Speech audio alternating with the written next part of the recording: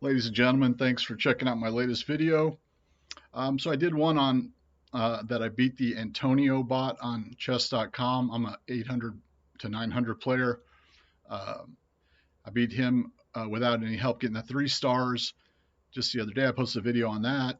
Then I did post one on Isabel that I had beaten her without any aid, but actually I didn't technically beat her because I had a mate in 1 and like a mate in 3 and I was ahead in the end game, but I threw that one away or missed those. So technically I didn't get my 3 stars on that. But then I took on Wally from Scotland. He's an 1800. He loves the time he gets to spend at the Wii chessboard. He won't mind playing a long end game as long as he gets to play. And he's sort of smug looking. So I played him like at least 13 times yesterday.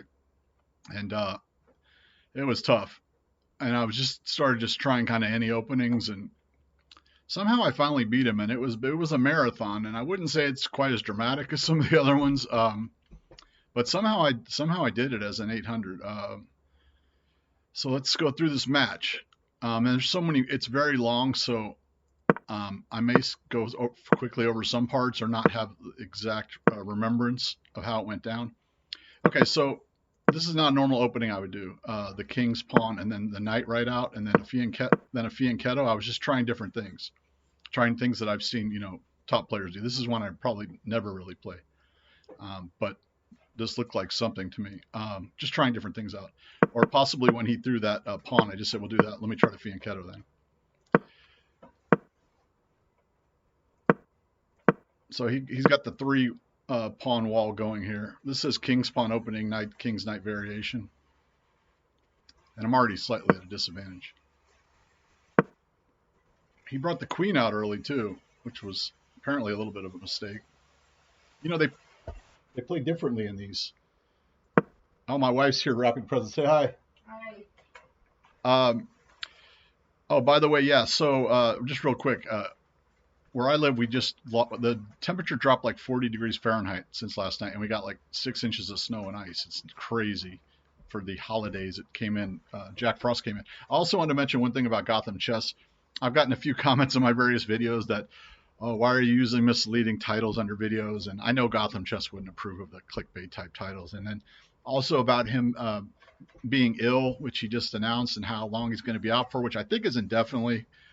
Could be a semi-retirement, and I know he doesn't appreciate like sarcasm and sense of humor and things like that, or anything misleading. So I just want to apologize, and I'll try to stick to the facts or the try to avoid any fake news on these broadcasts to the best of my journalistic ability as a highly accredited YouTuber. Okay, so brought out the knight this way. This is often a good backup or something that's slightly different. Suppose actually could have brought it here to protect that. Just like I said, sort of trying different things. Also, since I do have this on this, maybe I didn't want to block it. He took, I took. So that's an even exchange, but he's got that pinned to that. He's got that facing that. He brought the bishop out to pin my knight. I blocked with the bishop back. He did a long castle. I brought out the pawn to try to boot this. Not really seeing a whole lot of great moves. Like at this point, I could bring that out to there. I don't really want to move that. Castling's coming up soon, hopefully. I don't have this pawn to back up that. So if I did get the knight out of the way, I could bring a pawn to back up that or the bishop. And then the queen hasn't been played yet. So he took, and I recapture with that. But that leaves the queen exchange if he wants to do it. Which then, basically, actually in this case I can use the bishop, so I would still be able to castle because I can recapture with the bishop. Then he might take the knight, then I could take with the pawn. So he decided not to do it. Now I brought the bishop out to block the knight, so I could because his rook is not sitting there, as you can see. His rook is threatening my queen. Brought the bishop out to block that. It has support from the pawn, and it's protecting the knight. So he took, and I believe I didn't take with the queen. Well, they're saying the best move there would have been to take with the queen, but I took with the pawn. And so when I do that, I'm basically going, well, I'm not going to cast on that side. So one thing with the bots too is sometimes castling a while helps. If you cast it early, they are really good at lasering you, coming in on you. He brought out his knight. I'm sorry if I don't use the square names, and I occasionally call the piece by the wrong thing. So I decided to activate my queen to D2. Let's see, on the dark diagonal. So I've got this one. I've got this on the long diagonal here, and that's actually set up pretty well. That may be why he brought his queen there. So he's got his knight and his queen on this E5 dark, because I've got the long one on it. I got rid of his light bishop, which the computer's very good with their bishops. As far as they'll have it somewhere here and you'll forget about it, and they'll just have every angle covered sometimes. So I'm on the dark over here trying. I mean, these two squares are unavailable. This would be nice over here. This pin, and then that centralized one. So he brought his knight in, and I always get concerned down here looking for check forks. They're good with the knights too when they get them down in your bottoms, especially third quadrant.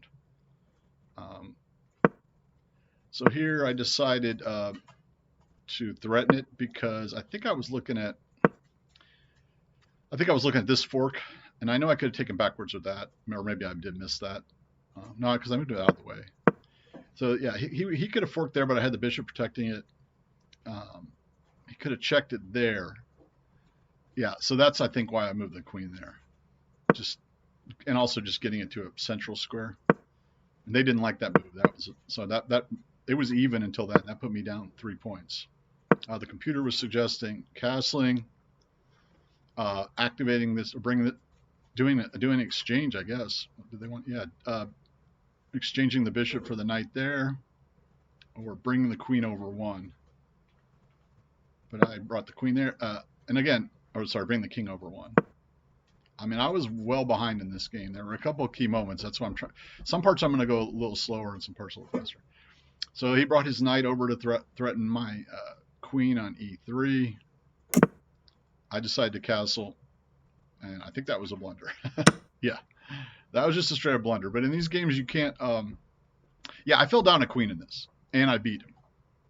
That should have been my lead, because that's pretty crazy on an 1800 bot. So I took the knight. He took a pawn. I brought the rook over to threaten the knight. He brought the queen over to provide backup on that file. I brought the bishop onto the light to threaten his queen, and I do have kind of nice bishops going this way. Unfortunately, I wish it was on the side facing his king, but I do have these nice diagonals. This one's not protected. Oh, it is protected by the king actually currently, but I'm pretty far behind on material. I mean, board spacing wise, I think I've got the advantage.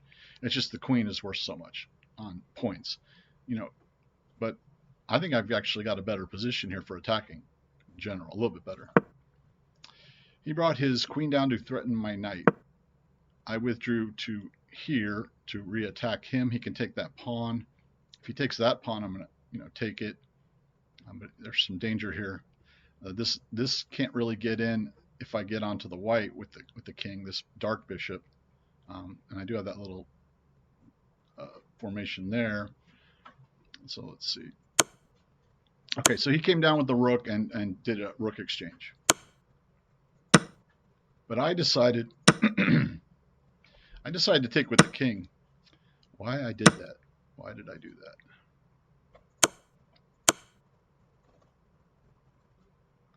I think I wanted to pin this still, because see, I am technically pinning it with my rook.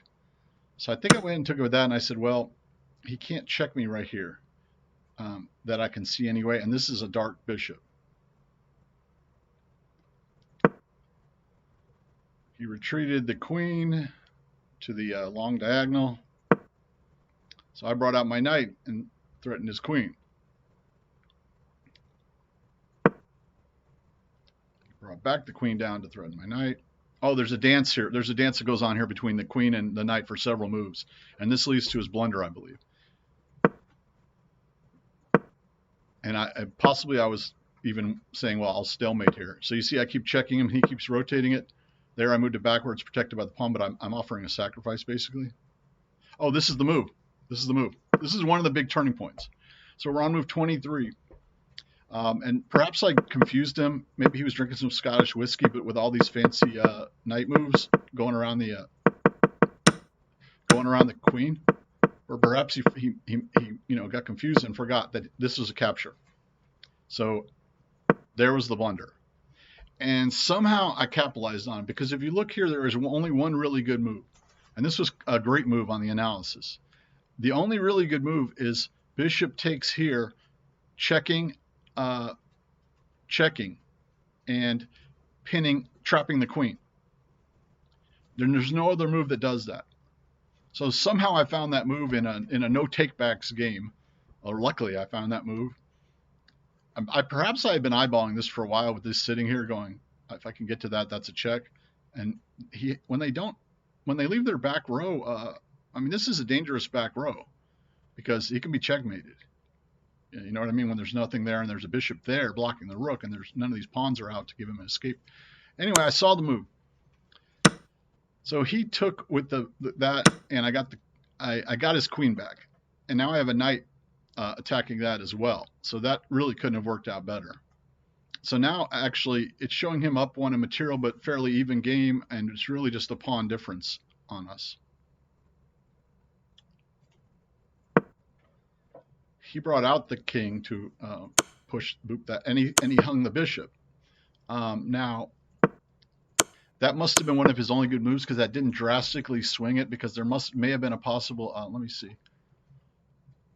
There may have been something very dangerous for him here, that he saw that as one of the best moves, or it's actually an exchange. I'm sorry. If I take, he can retake. But apparently he saw that as one of the best moves at this point. So that he's not doing great. I'd rather have a bishop and a rook in an endgame than a bishop and a knight, but then again, I'm not the computer who's incredible at endgames. Pawns, we've each got 3 here. I've got one in the middle matched up with him. He's got the 1 pawn advantage over here, and he's got 1 space on the queen. I do have his knight semi-pinned, so pretty even. I would almost call this the beginning of the endgame, but this game went on a really long time, so sometimes when it gets down to 2 pieces, or no, I mean, you could technically say this is the beginning of the endgame. I saw a free pawn there on the diagonal that threatens his rook. These long diagonal bishops really were the MVPs. He's booting it. I withdraw back to there, not all the way back. Trying to think why. Well, yeah, this prevents this. I like that square better, but now he's back at an advantage again. They didn't like me withdrawing to there. Let me see where they wanted me to withdraw. They wanted me just to withdraw to there or the middle. They just didn't like the square I went through to. He brought down the rook.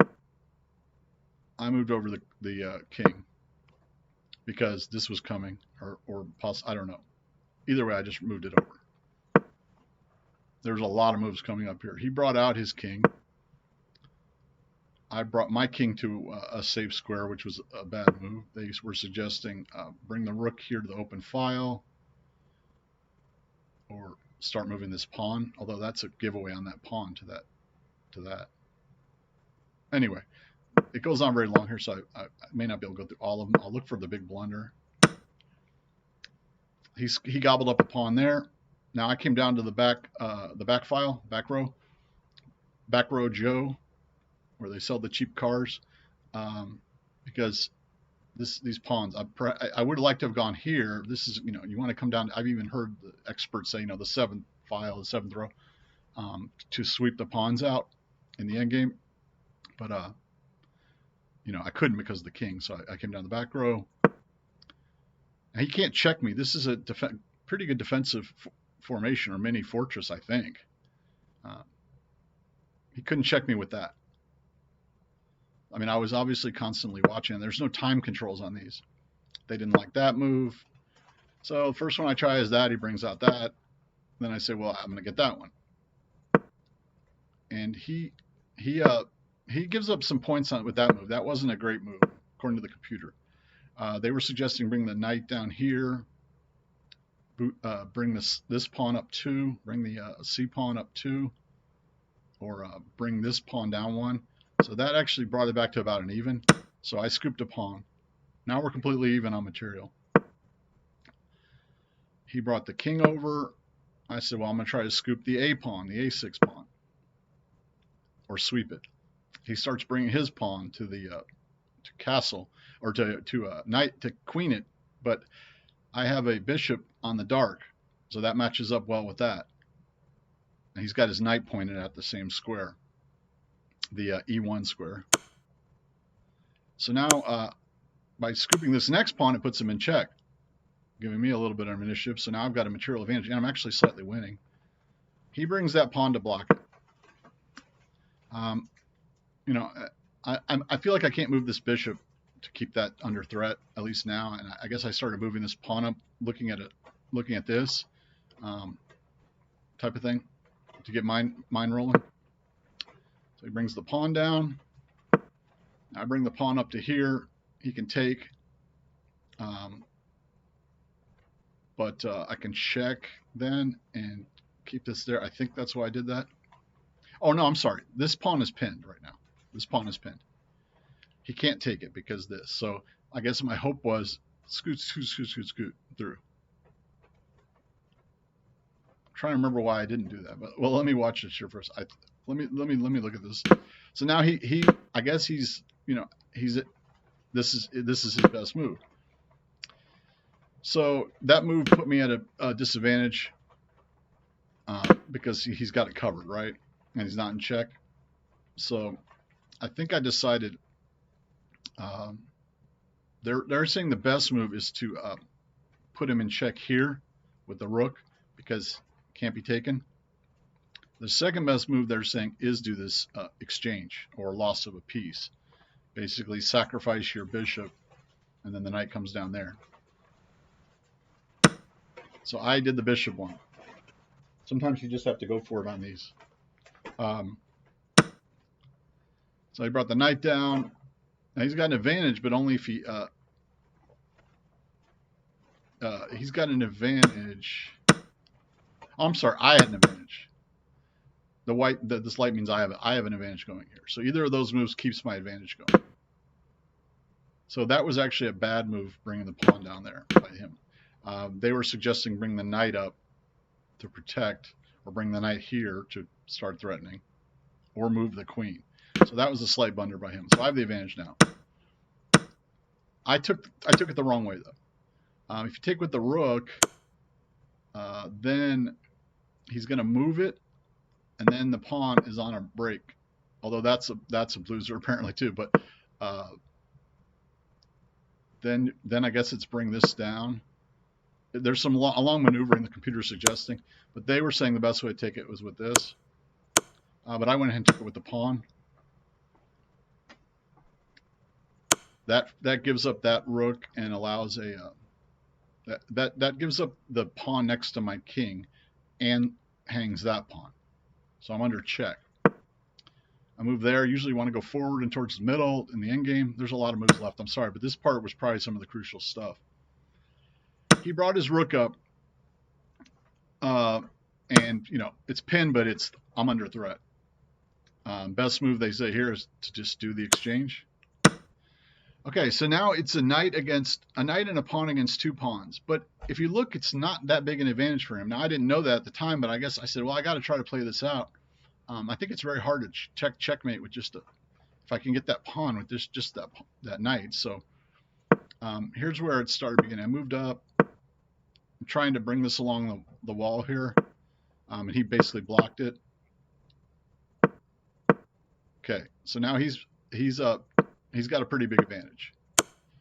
I go ahead and put him in check, and he goes there, which is pretty much the block on it. So if I move the king, he can capture it. So I said, okay, well, I got to give that up and try to go for his black one. I didn't calculate exactly what moves it would take for him to capture this or to get this, protect that. But I just said, I'm going to go for it.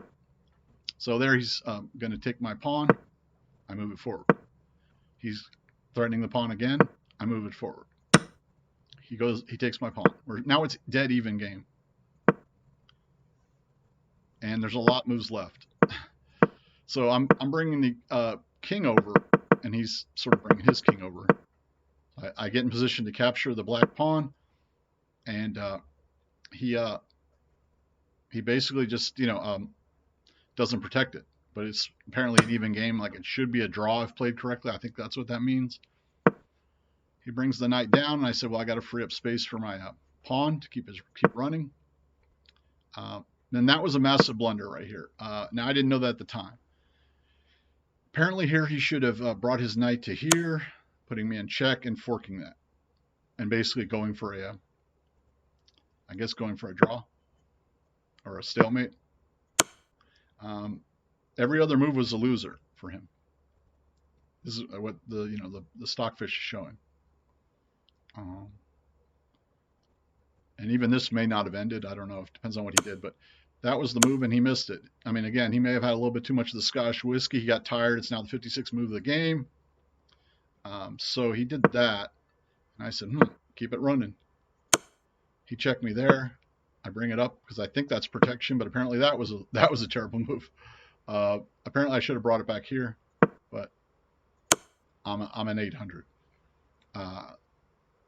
So he checked me again there, and I said, I'm going to threaten. Wait, the best move was to threaten to capture it, either this way or this way. Well, they're all show even now.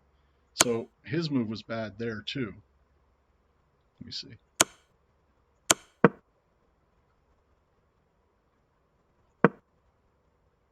No, I'm sorry. Stockfish is changing this around. I'm sorry. That wasn't a bad move by me. He checked. I moved there. It's still showing even. He checked. I closed in on him. He checked. I went towards him. He checked. I went to the back line. That was the move. That was a big move for me. I caught a big one there. This one was a good one, and all these were good moves, but I caught one of them. I'm not under check, so and the pawn's not under check, so I got it queened. Now I've got a big advantage, but as you probably know from these bots or good players, it's not that easy to put them away, or you can still blunder it. So I was like, oh, come on. And also, I'm not 100% sure when they stop a game. I know there's a 50 move rule, but I've had games go over that. I'm not sure if it's 50 move once the end game starts, or I'm not really sure how that works, to be honest with you. But I've oftentimes had stalemates in this. So I checked him. Now I had a mate 19 there, but so now I'm sort of deciding, okay, I'm going to keep the queen back on this diagonal and just start moving the king towards his king and the knight. He checks me, I move there. Checks me, I move there. I wasn't going to give him the threefold repetition. Okay, so now I decided, all right, I got to try to fork this somehow. I brought that down, threatened the knight. He brought the knight right next to his king. I checked him. He brought it over one. I'm bringing the king over, I guess, trying to get him in a corner. Brought the king out. I checked him. Brought the king over. I checked him. And notice his knight is not moving because I have him in check this whole time, obviously. Now we're lined up again. Brought the king down. I guess I'm trying to cut off this direction and sort of start moving. Yeah, I mean, now I'm on the knight. So if somehow these are separated and I have them in check, I can probably take it. And now I had mate in 13. He withdrew. Now I have mate in 6. Check. Check. And there's the fork. I got the fork somehow.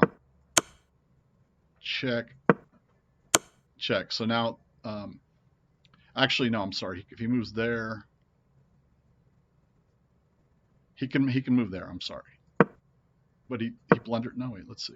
It says it's mate in 3, so I guess he couldn't have moved there. If he moved there, then I bring the king down. Okay, so it's mate in 3 at this point. Capture. But you can still blunder these if you stalemate. And this one, okay, now, so this went on for a while. And few times I was trying to be very careful. Now I got to mate in one. A few times I was trying to be very careful not to stalemate him.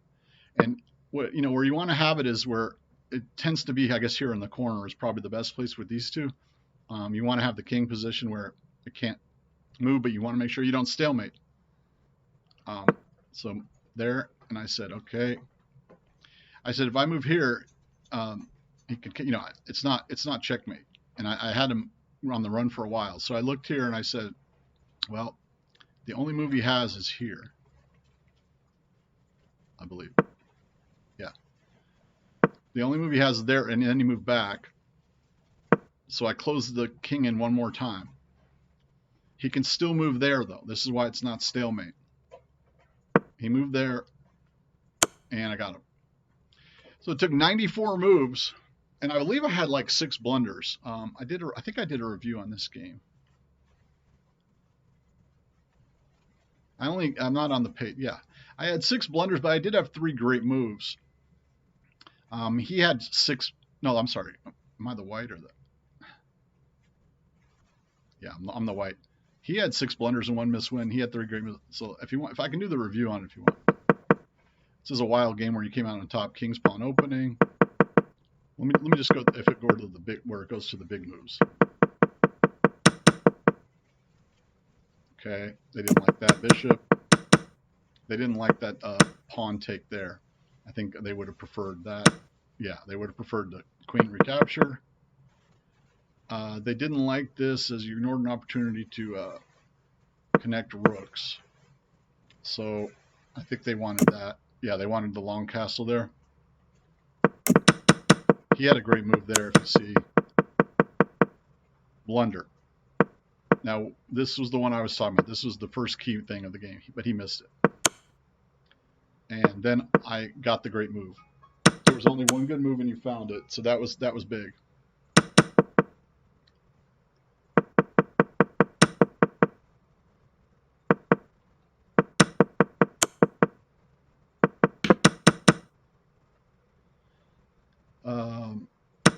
Yeah, they were saying this was the better way to go. That pawn that I didn't take was, and this was a big move. There was only one move to play that worked. Well, I guess that wouldn't be really a great move, but the fact that I moved it towards the center maybe, and I don't know. So here they're saying I only had one good option. That was better, I guess.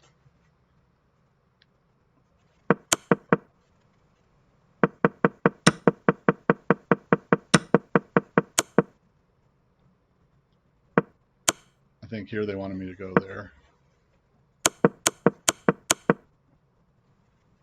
You step your king away from the checking knight, you now have a winning position. Well, yeah, I mean, I saw that the back row seemed like the way to go, but